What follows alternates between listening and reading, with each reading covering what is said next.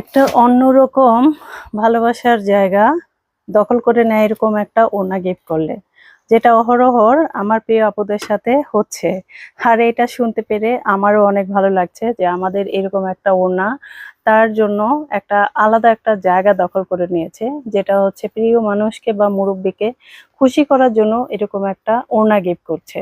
আর এটা আসলেই আমরা এর সহপাঠী হতে পেরে, সহযোগী হতে পেরে এটা আমাদের অনেক আনন্দের। দেখেন আমাদের এক একটা ওড়নার কাজ, দেখেন কি পরিমাণের কাজ করা হয়েছে এবং কত ভারী কাজের ওড়না। দেখেন এগুলো সব আমরা একটা শাড়ি কেটে জাস্ট ওড়না বানিয়েছি, এবং এটির পুরোটা বহর কিন্তু শাড়ির মতো, যেটা 2.5 হাত বহর এবং 5 হাতের লম্বা পরিমাণ। যারা সবচেয়ে বড় ওড়না পরতে পছন্দ করেন এবং দেখা যায় অনেক সময় যে কোনো একটা পোশাক পরা রইলো, কিন্তু একটা গেস্ট আসলো বা আমি একটু নিচে গেলাম, সেই ক্ষেত্রে কিন্তু এরকম একটা বড় ওড়না দিয়ে